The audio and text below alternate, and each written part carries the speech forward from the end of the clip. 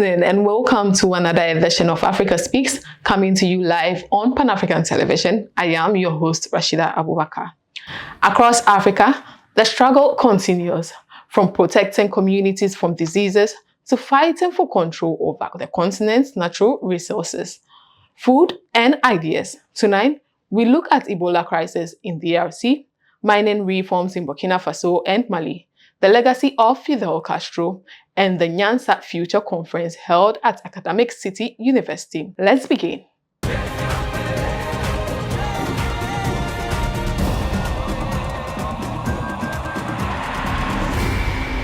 We begin with DRC, where Ebola crisis is taking a heavy toll. Behind this outbreak lies questions of access to healthcare, justice, and global inequality. And when healthcare systems are weak, it is usually the poorest who pay the highest price. We also take a look at the mining reforms by governments of Burkina Faso and Mali. These reforms have helped the governments mobilize more resources and provide an interesting example for the countries across the continent. Let's take a closer look with the situation on the ground with Daniel Otu Asante.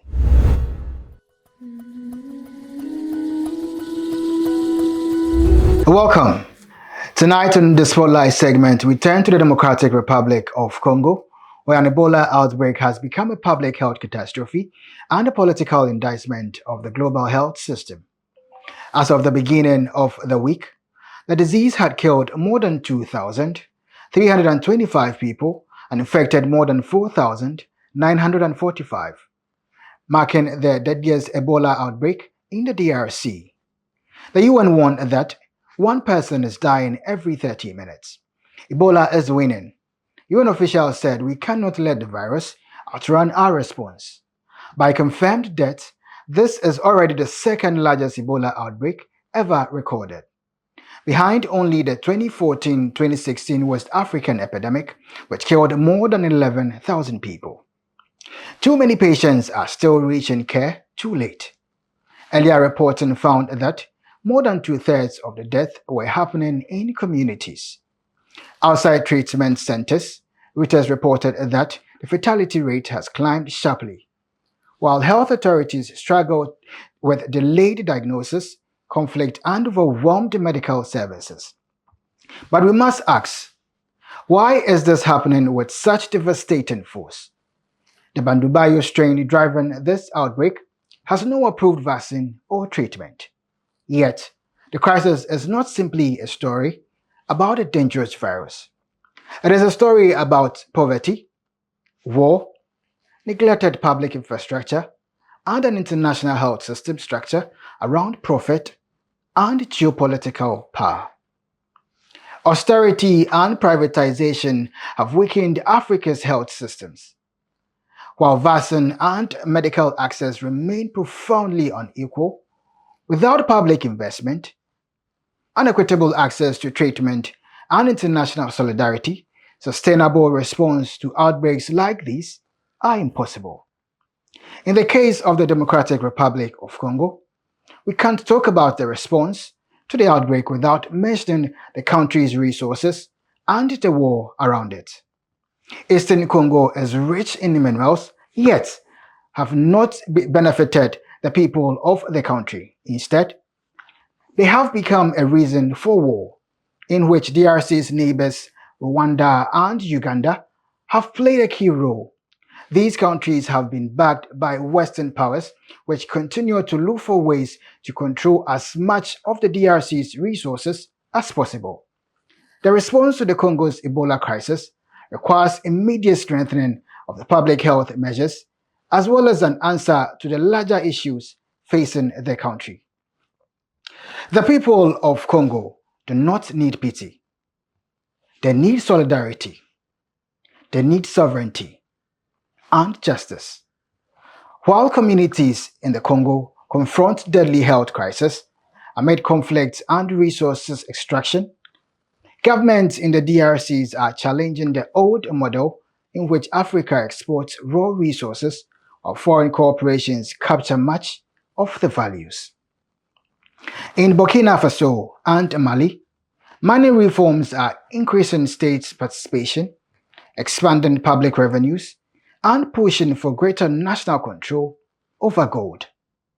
In Mali, the 2023 Mine Code increased royalties from 6.5% to 10% and expanded state and local ownership to at least 35%. More recently, it has reported that Mali is considering using increased mining revenues to raise up to 500 billion CFA francs for energy, water, and transport projects. Mali has been moving towards greater state control of gold production, including the development of a domestic refinery designed to end the export of raw gold and retain more value inside the country. Burkina Faso in 2025 completed the nationalization of 5 gold mining assets, transferring them to state-owned mining company. The country's new mining framework prioritizes national expertise and local supplies. These reforms represent an attempt to break from foreign corporation control and pursue economic self-reliance. The nationalized gold assets have already contributed to Burkina Faso's ability to increase the budget and spend more for the welfare of the people. For countries and governments across Africa, the reforms by Mali and Burkina Faso are both a challenge and an opportunity. Countries rich in minerals now have a concrete example how this wealth can be used to reinforce their financial independence. The next step lies in sustainably investing this money to ensure better development for all, more schools and hospitals, more nutrition and environmental protection, and better employment opportunities. Only this is the path to true sovereignty. The Sahel is demanding a different economic order. Can the rest of Africa demand the same? This has been the Spotlight on Africa Speaks, examining Africa not as a passive victim of history, but as a continent whose people continue to fight for sovereignty, dignity, and control over their own future. Until next time, keep watching, keep questioning, and keep Africa speaking. I'm Danny Otuasante.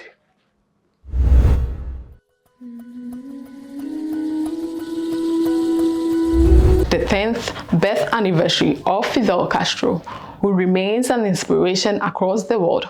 For the people of Africa, Fidel was a fellow soldier fighting for independence in Cuba, and under his leadership provided a model for all of the country to learn from and emulate. Fidel's contribution extended across so many areas, but today we would be focusing on one of the most famous terms, the Battle of Ideas. With this term, Fidel was talking about the constant struggle to visualize and fight for an alternative to capitalized exploitation. He was talking about how the struggles on the ground for sovereignty and dignity and the struggles in the mind are always connected. Today's Expert Speaks, we will be talking to Tins Chok, a researcher with Tricontinental Institute for Social Research, who has worked extensively in the history of this term, the Battle of Ideas, and Fidel's role in this battle. We speak to our guest.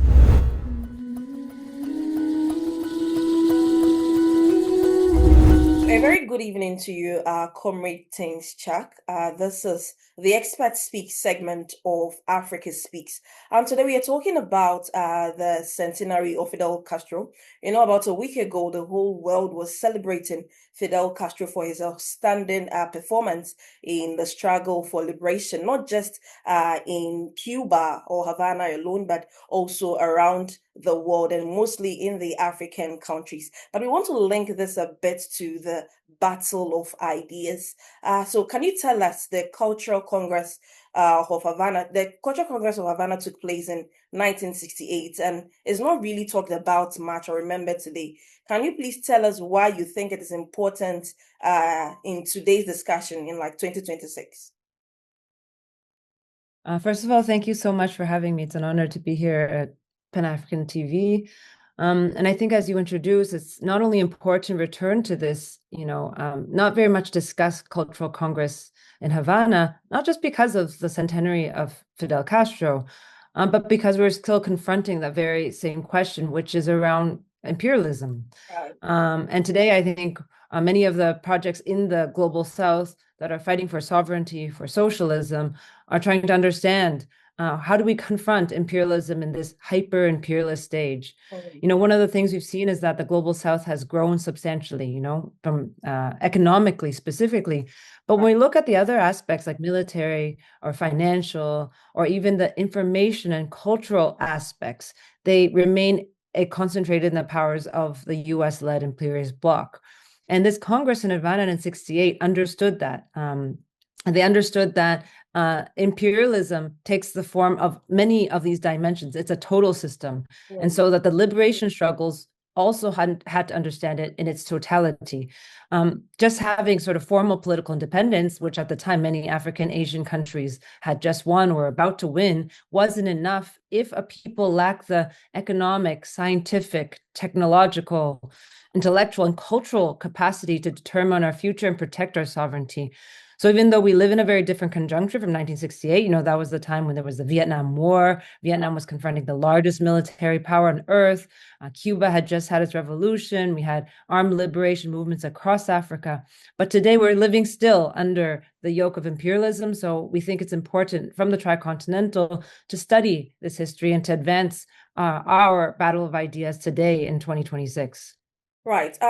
Dating back to history, looking at the time where the liberation movements were going on, where there was Vietnamese War and all that, a key theme of that Congress that happened in Havana was Fidel Castro called called it a Vietnam in the field of culture. What do you think that's actually mean? And I think to understand that phrase, it's really linking back to that message that Che Guevara had sent to the Tricontinental Conference. The Tricontinental Conference happened 60 years ago. It celebrates 60 years this year. And Che had sent a message saying that we need to create 2, 3, many Vietnams. In the sense of what? Is that in the liberation struggles, we need to create many, many fronts so it makes it untenable for imperialism to take us all on. Right. And of course, at the time, Vietnam represented this possibility that a colonized people could confront the largest and most powerful nation in the world and win. And so Fidel was pointing back to this in his closing speech to say that we need a Vietnam in the field of culture as well. And one thing that's important to notice, to remember, is that Che had just been murdered in Bolivia just a few months before this Cultural Congress took place. So that was the year of commemorating Che's legacy. And by commemorating him, it's to carry on his legacy in the field of culture, in this creation of the Vietnam, 1, 2, many Vietnams, as well on the cultural front.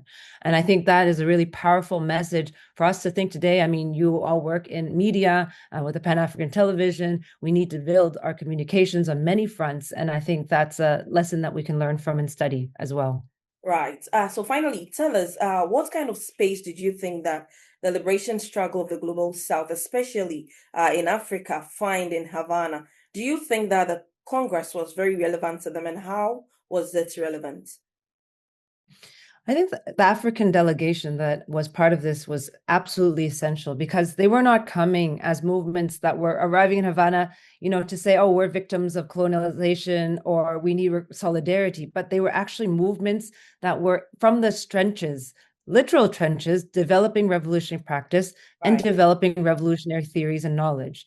And so you saw a lot of those who were great Pan-Africanists, from the socialist struggle, anti-imperialist struggles that were coming from, for example, Mozambique, from the PAIGC struggle in Cape Verde, in Guinea-Bissau. You had people like Mario Pinto de Andrade, who was coming from Angola, from the liberated zones, talking about how they were understanding the Portuguese, the struggle against Portuguese colonization through the transformation of African languages and the revolutionary experience of that.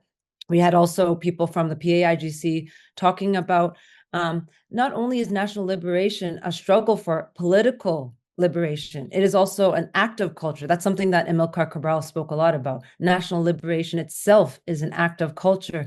And so these theories that were being tested and created from those African struggles were being brought in and became central in the debates of what does it mean to have a battle of ideas? What does it mean to have a cultural and political and national sovereignty that requires this sort of cultural discussion?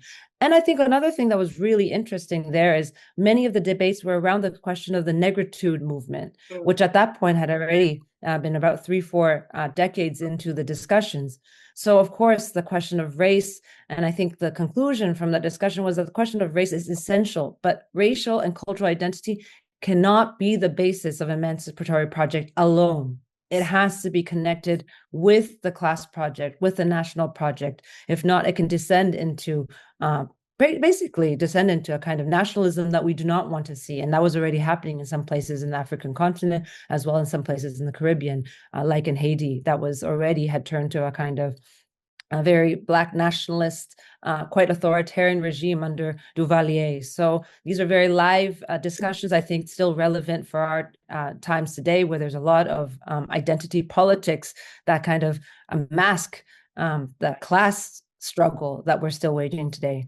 Right. I would want to let you go, but before that, just briefly, we want to narrow it down to today's progressive movement and the kind of liberation that we are fighting for. What do you think we can draw from that Congress, even in that time of history, to now in today's world, where as progressive movement, we are trying to put together the class struggle and even culture in order to, confront the many challenges that we face? How can we concretely marry these two together, to move our struggles forward? I think, first of all, this Congress was really profound in how it understand intellectual work and who was an intellectual worker. First of all, I mean, they were not just bringing in, writers or artists or poets. They also brought in, medical doctors, scientists. They brought in educators because they understood that the realm of culture was much broader, and the role of intellectual work was much broader in terms of defending a national sovereignty project.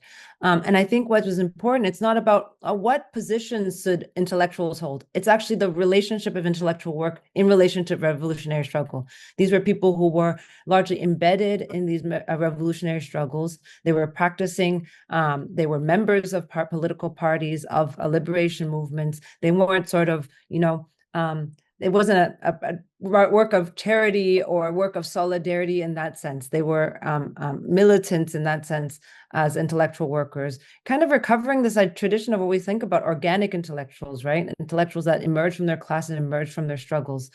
And I think that was really important for us to remember today, whether you're working in media, whether you're a journalist, whether you are a researcher, that work only makes sense when you're embedded with the movement of the masses of the people in organization. And I think that's a key point for us to learn from today.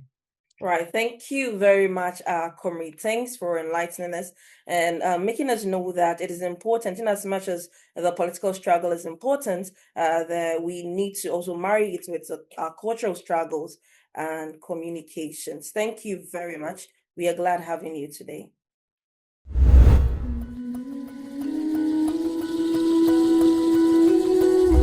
The next part of Expert Speaks looks at the relevance of Battle of Ideas in today's context in Africa. We talked to the General Secretary of the Socialist Movement of Ghana, Comrade Kwesi Pratt Jr., to know more about this.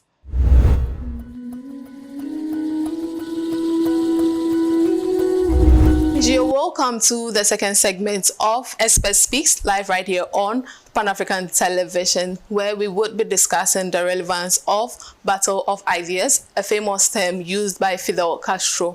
My name is Rashida Abubakar, and to help me analyze the issue at hand is the General Secretary of the Socialist Movement of Ghana, and he is in the person of Comrade Kwesi Pratt Jr. Comrade, you're welcome to the studios. Thank you. Comrade, we are celebrating the centenary of Fidel Castro. Can you tell us a little bit about what Fidel meant to the people and the liberational movement of Africa? Well, Fidel was an extraordinary personality. and he stood against injustice in all its forms. And if you look at history, some of the greatest injustices that have been committed against people were committed against the African people. The transatlantic slave trade, through classical colonialism, to today's neo-colonialism. And Fidel was a staunch supporter of the national liberation movement, in the early 1960s and so on. So Fidel is a symbol of liberation. But in terms of development and international solidarity, what did he present out there to the world, and how relevant is this in today's world? Fidel's contributions are enormous, and they cover a wide variety, of actions and so on. He was also a thinker, One of the greatest things that Fidel did for the liberation of the African people was the fight against apartheid, and also the struggle to gain independence and to consolidate independence. Remarkably, Fidel commanded the Cuban forces which defeated the apartheid army in the Battle of Quito Cuernavaca. In that defeat, Cuban internationalist forces surrounded the apartheid armed forces and forced them to surrender. And in the surrender, they negotiated the consolidation of the independence of Angola. They also negotiated for the freedom of the Angolan people from colonial rule and an end to apartheid. That was a very, very significant contribution that Fidel made. But Fidel was also a man of ideas. He was a strong advocate of socialism, and he also insisted that the huge debts that have been imposed on African countries could not be paid, and therefore African countries should not pay those debts. And so this was some of the things that Fidel did. We should also not forget to mention the importance of one of his famous terms, that's the battle of ideas. What does this mean to Africa, and how relevant is it today? Well, ideas, there are all kinds of ideas. There are ideas that urge us to accept our subordination to the forces of imperialism. There are ideas that teach us that Africans were also complicit, in the transatlantic slave trade. There are ideas which see colonialism as a civilizing mission and so on. And of course, there are counter ideas. There are counter ideas that see the enslavement of Africans, the imposition of classical colonialism and today's neo-colonialism, as things which were meant largely to steal our resources. Leading to the accumulation of wealth, which became the foundation for building the Western capitalist states. Fidel's ideas were for liberation. Fidel's ideas were for sovereignty for African people. Fidel's ideas also supported the unification of the African people. And Fidel's ideas, taught us that it was possible to break away from neoliberalism and establish socialist regimes which would take care of the aspirations of our people. But did these ideas of his fail as Africans at any point in time in continuing the struggle? Fidel's ideas have always been relevant because the problems that he discussed, are still with us. Fidel's ideas, like the ideas of Nkrumah, like the ideas of Sekou Touré, Modibo Keita, and others, inspired the national liberation movement, as I've said earlier. It led to independence, which simply meant that we're going to take control of our resources and exploit these resources for our own benefit. Fidel also saw, the need, the imperative of establishing egalitarian societies, in which resources were equitably distributed amongst the people, in which those who tilled the land became beneficiaries of the products of the land. His ideas favored labor, exercising control over the means of production and the means of distribution. And these ideas are still relevant today because we are confronted with the same problems that Fidel saw in his time. But as young African women, how do we make sure that, not women, people in Africa, how do we make sure that these ideas, we participate in them not just ideas in our head, not just to have those ideas in our head, but we participate fully in them to make Africa a better place for us? Well, it's about mobilization. It's about struggle. First and foremost, it's about getting to know that our conditions today are not God-given. That we're not born, we didn't come into existence to suffer the humiliation that we suffer today.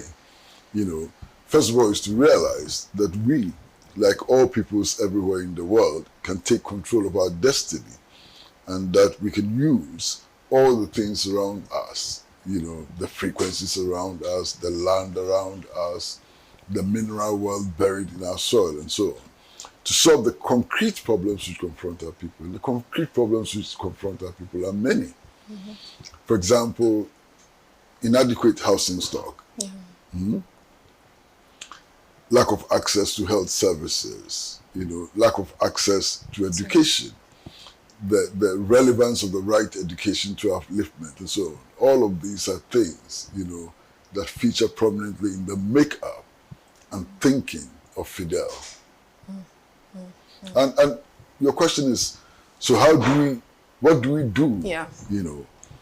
What we do is to constantly explore, constantly revisit our history, constantly understand our environment, and so on.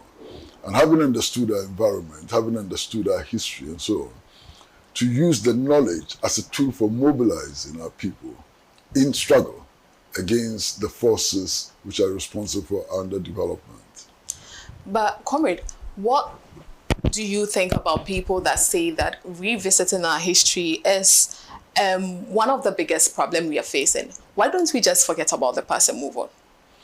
We cannot forget about history because our present is shaped by our history. And our tomorrow is shaped by our history and our today.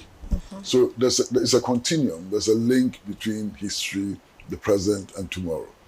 And if you don't understand tomorrow, you cannot understand today.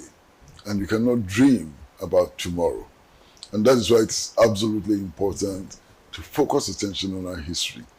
We cannot forget our history because our history has made us who we are today. You understand? For example, when in 1452, the Pope issued the Papal Bull, which more or less demeaned African spirituality. It led to a situation of inferiority. The colonizers believed that we were inferior. They came on a civilizing mission and so on. Now, if you understand that history, and if you apply it to contemporary life, you would understand why, for example, our minds have been so befogged by wrong ideas about ourselves, by ideas which force us to feel inferior and so on. And understanding that history, acquiring that knowledge, and using it in struggle for the upliftment of our people is the key, is the path to the future. Finally, Comrade, if Fidel was alive today, what do you think he would be challenging Africans to do? He would be challenging us, first of all, to liberate ourselves from neocolonialism, from neoliberalism, and so on. And Fidel would be challenging us to realize that we live in one world, and that all the peoples of the world have one destiny, and that what affects one affects all. If Fidel were alive today, he would vigorously condemn the Israel-US aggression against Iran. If Fidel were alive today, he would make the point that there's a link between the huge debt that has been imposed on the African people and the genocide in Gaza. If Fidel were alive today, he would tell us that the struggles of working class people all over the world, whether in the United States of America, Europe, Africa, or Asia, is one struggle, and that we need to stand in solidarity to be able to achieve victory. Thank you very much, Comrade Kwesi Pratt Jr., for helping us understand the relevance of battle of ideas. And hopefully, as always, as Fidel Castro reminds us, that the struggle of ideas is the struggle of change. The struggle of change is the struggle of ideas. And these ideas are what help us shape the African continent. So once again, thank you very much. Thank you, Rashida. So guys, I'll see you same time next week. Bye.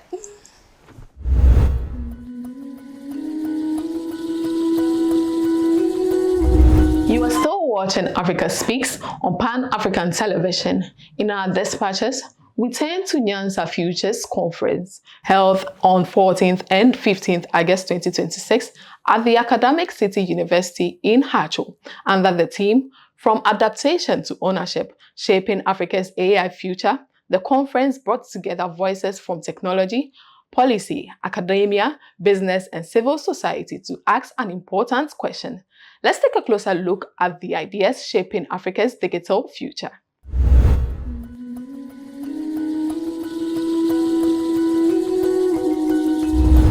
Here yesterday, and those who've been on this journey, you know that I've been emphasizing on the question that there is a global discussion around AI that does not speak to the African reality.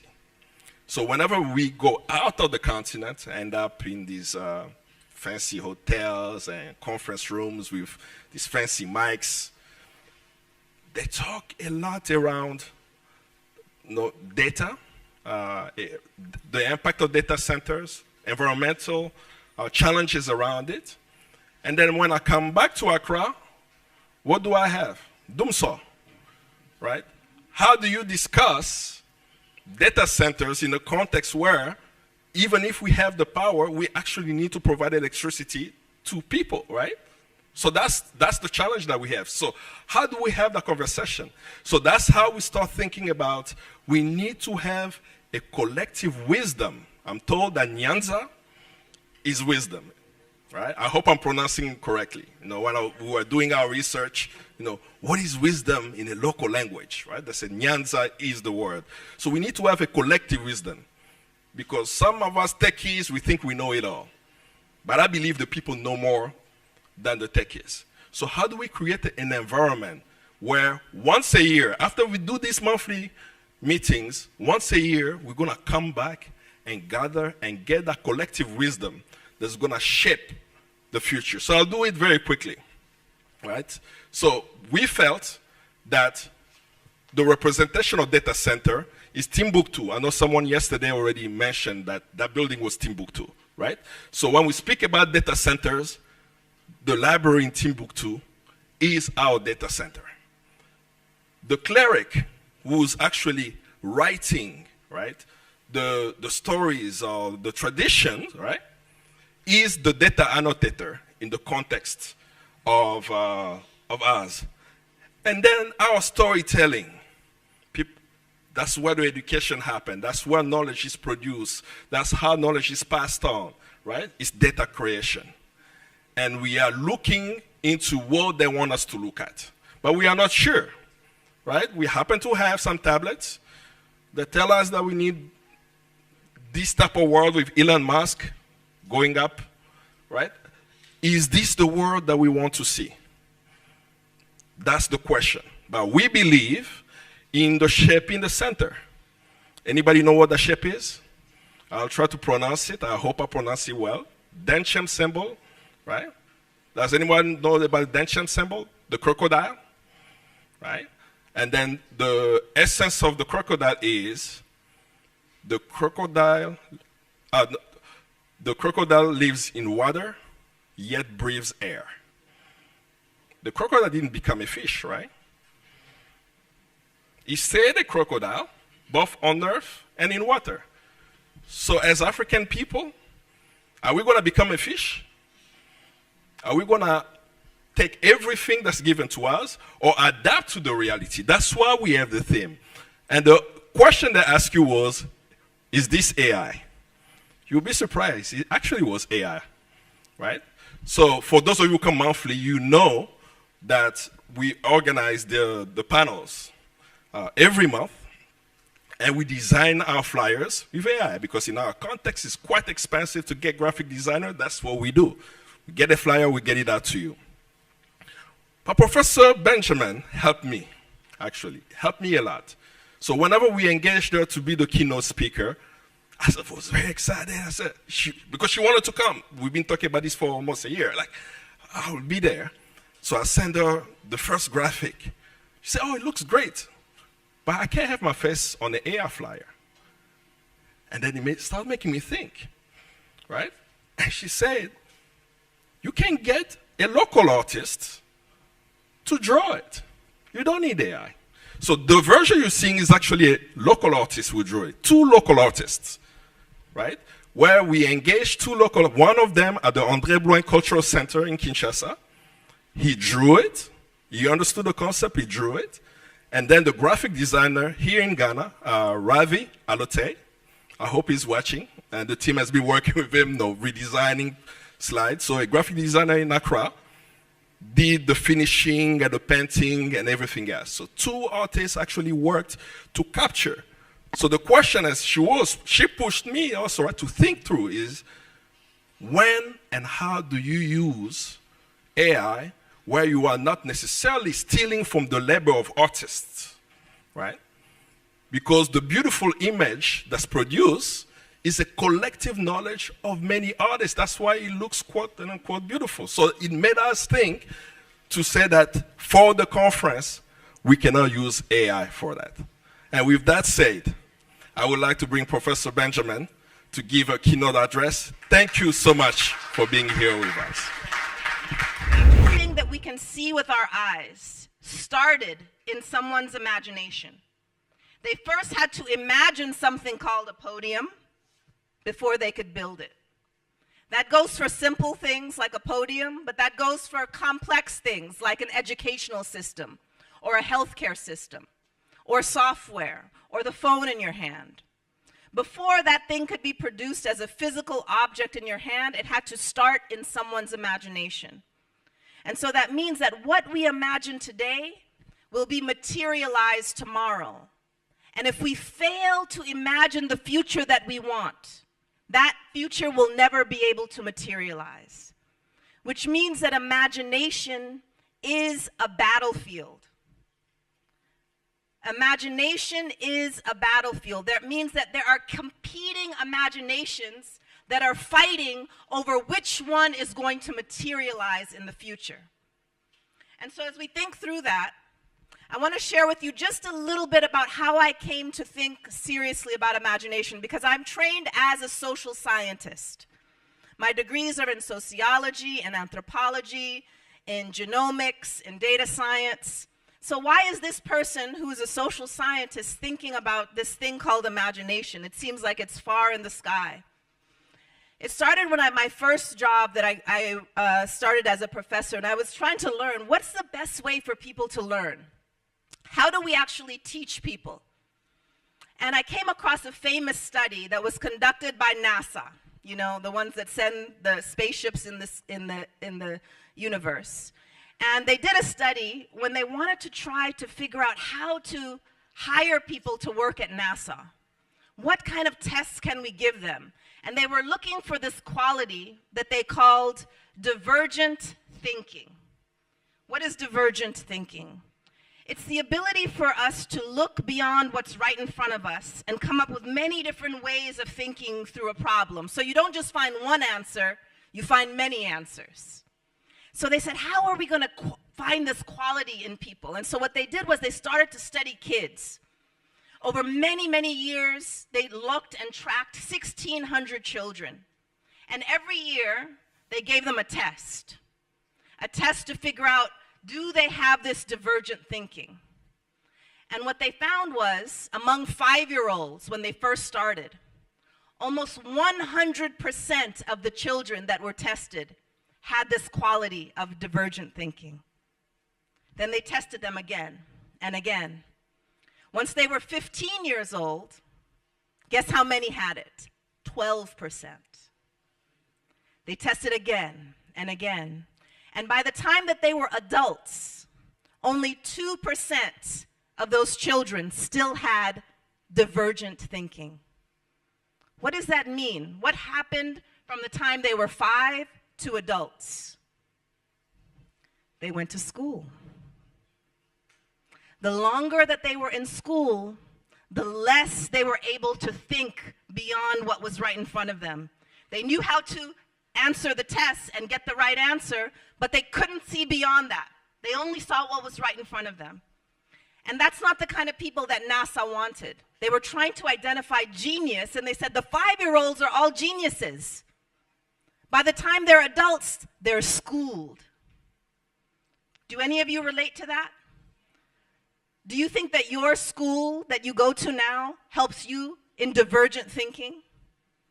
Or does it help you get the right answer, follow the rules, follow the instructions, become a cog in the machine so you can plug yourself in and be prepared? So the question is, what is the purpose of education if we're creating essentially robots that can follow directions and not people who can spark their imagination and have this genius that we all possess? And that's the key. We all start out with this capacity, and over time it gets squashed, standardized. We start to be able to take tests, but we can't imagine beyond the status quo.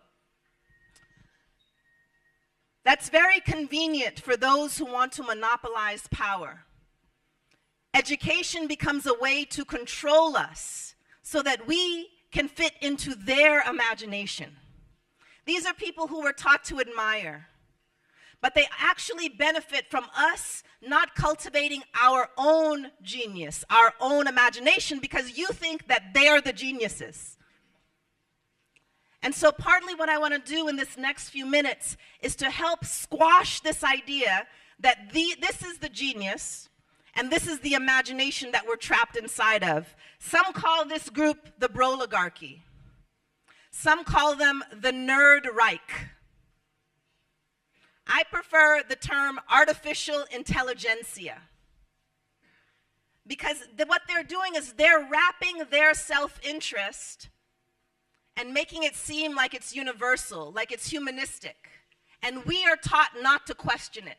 And what we're going to do over the next few minutes is learn to actively question it so that we can spark our own imagination rather than be trapped into theirs. And so you hear this word a lot in AI spaces, which unfortunately I have to spend a lot of time in. That phrase is deep learning, this idea that AI is sophisticated in this thing called deep learning. And usually what people mean by deep learning is computational depth, computational sophistication. And what I want to tell you today is that computational depth without social and historical depth is not that deep. It's actually superficial learning. What do I mean by that? The guys on the previous slide, the reason why we're experiencing so many tech-mediated harms today, and we're going to talk about some of them, is because those people know the technology, but they don't know the society. They don't know the history. So they're building technologies for us, and they don't know anything about us. They're building healthcare algorithms, and they don't understand what true healing is. They're building educational technologies, and they don't know what liberatory education is. They're building workforce, economic technologies, and they have no sense of worker dignity and how workers should be valued. You go down the line, and you have people who are technically smart, but socially and historically inept. So when we're talking about Ghana's AI strategy, where training is a big part of that, what we have to insist is that that training cannot just be technical training. It has to also be critical and creative training. We have to have those things go together. And that's one way that Ghana will leap ahead of most other places, where you have whole generations that are good at coding. And guess what? In the last year, all of those kids who were good at coding and got those coding jobs, they were fired. 300, 400,000 workers who all studied computer science in the US, they were the first ones cut as soon as this AI started to take off. So they spent their whole education learning how to be good technical workers, and they put themselves out of work. I don't want that for Ghana. And the way that we avoid that is that you cannot just be satisfied with knowing a little programming, knowing how to create some apps, some tech startups. You have to be able to question and reimagine the technical status quo. Are you with me so far on what the goal is? Okay. Essentially, I want for you what I wish that my students had 10 years ago. So the conversation that we're having now is something that has developed over time, but so many young people in the US and other countries have missed out on actually having a truly liberatory education when it comes to technology. So how do we do that? We need to start questioning things that we hear every day. In the conversation yesterday, you might have heard some of these phrases. AI is just a tool. AI will bring efficiency. AI will take jobs. AI will create jobs. AI will leave us behind if we don't learn it. AI is here to stay, so we better get on board. AI is the future. Now, these are reasonable on one level, but by the end of this session, I really want you to be able to understand that behind each of these phrases is a fallacy. There's a political imagination that's leading to each of these conclusions. Now, I'm not going to... For a second, I made you miss. Thank you. Thank you so much.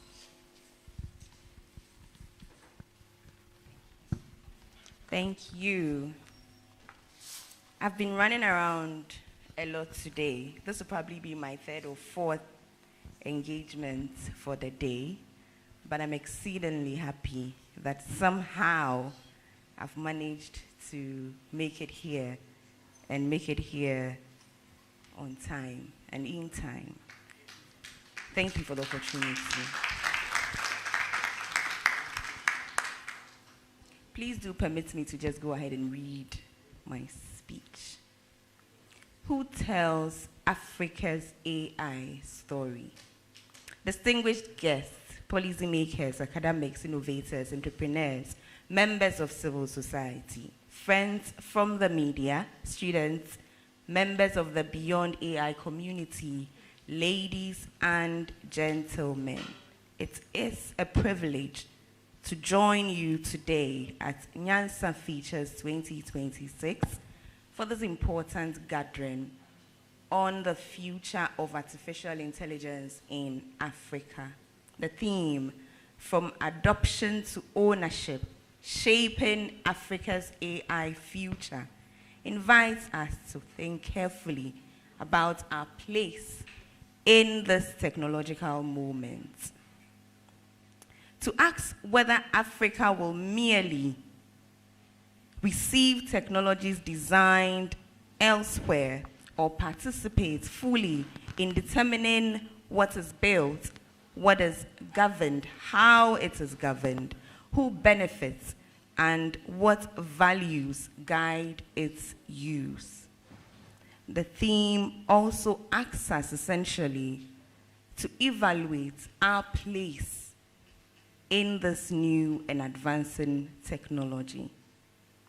My address has been given the title, Who Tells Africa's AI Story? Who tells Africa's AI story? Now, the person who tells a story decides where the story begins. The person who frames the problem influences which solutions are considered. The person who chooses the language can determine whose experiences are recognized, whose concerns receive attention, and whose ideas are taken seriously. Stories shape public understanding. They influence investment, policy, education, the ambitions of young people. They can strengthen confidence in our ability to create, our ability to persuade an entire generation about the future. The future. They can persuade an entire generation that the future belongs somewhere else.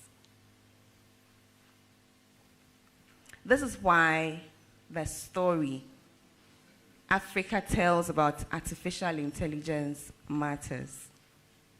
It will influence whether our young people, us, me, you, will see themselves as consumers of technology or as researchers, as designers, as engineers, as entrepreneurs, as policy makers, as storytellers, but perhaps more importantly, as owners. It will influence whether our institutions respond to artificial intelligence with wisdom and with preparation. It will influence whether the technology serves the public good and reflects the realities of the people who live on this continent. Africa's AI story must include African voices, African knowledge, African languages, African communities, and African aspirations. And every person in this room has a role in telling that story. And now to our word of the day segment. Our word of the day is El Nino. El Nino is a natural climate pattern that can change rainfalls and temperatures across different parts of the world. Its effects can include droughts, floods, and pressures on food production. But like every word we talk about in this segment, El Nino has politics too. How countries and governments respond to El Nino is central to restricting its impacts. Over to Fauzia Zelasey.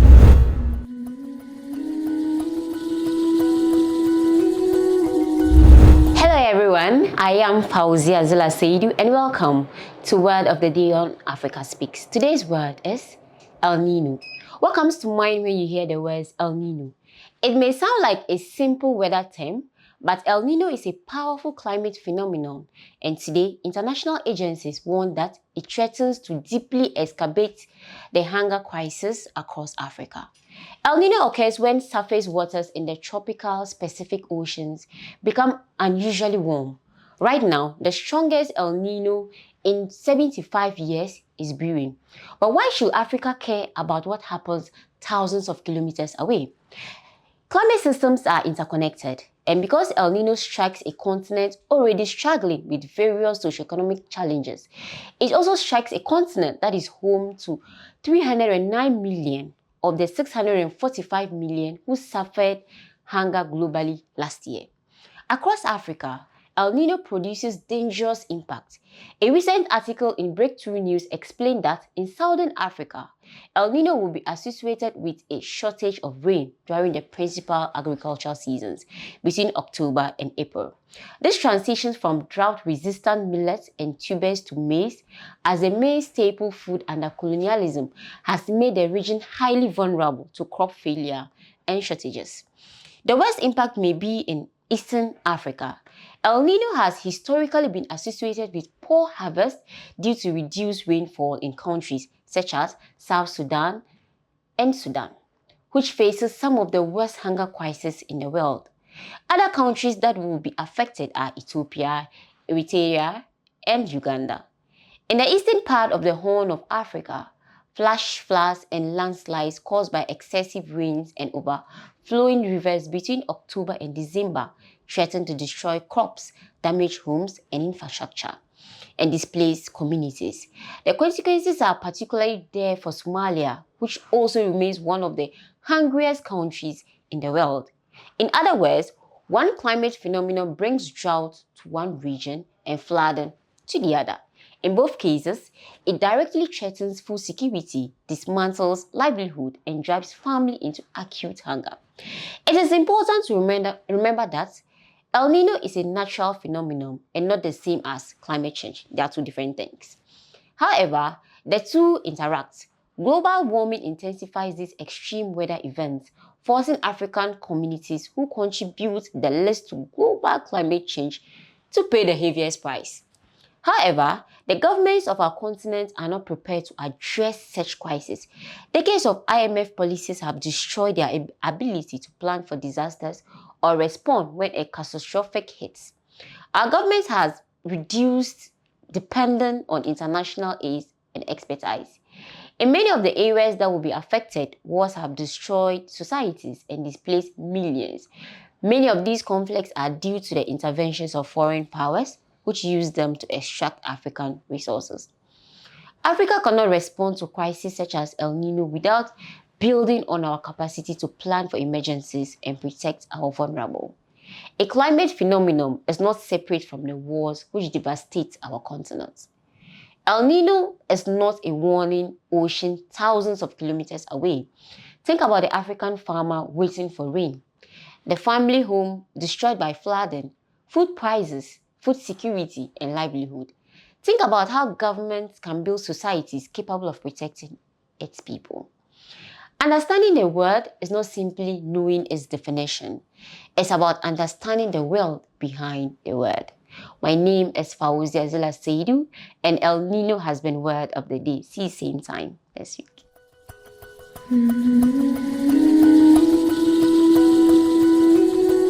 Fidel Alejandro Castro Ruth was born on August 13, 1926, to Angel Castro Arquid and Lina Ruth Gonzalez near Biran in Holguin province.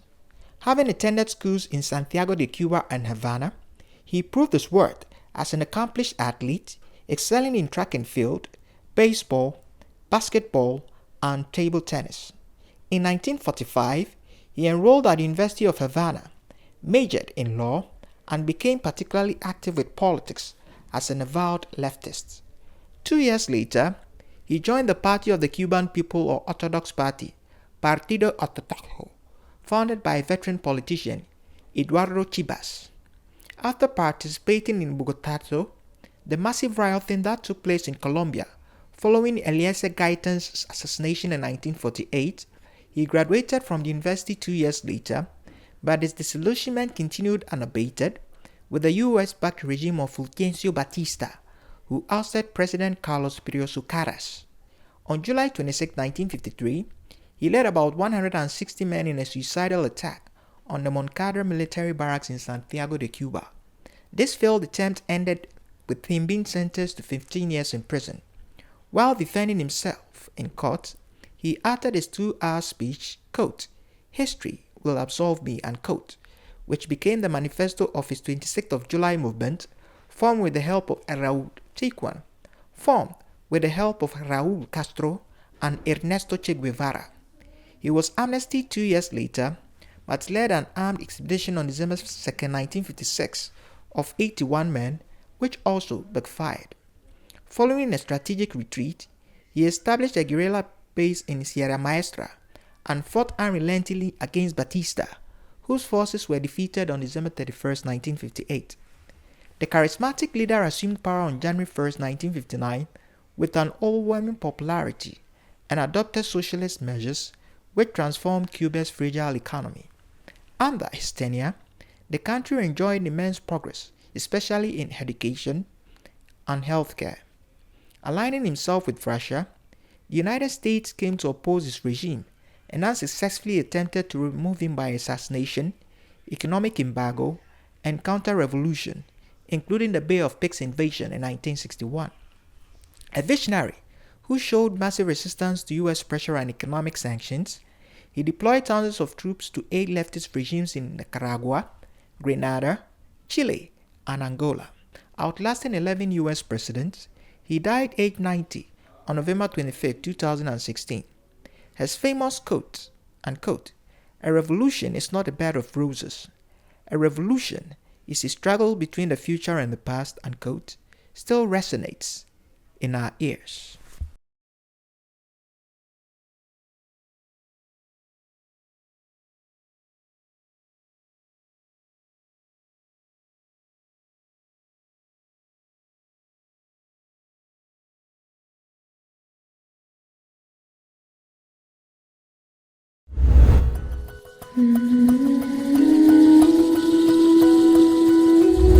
And that brings us to the end of this week's Africa Speaks.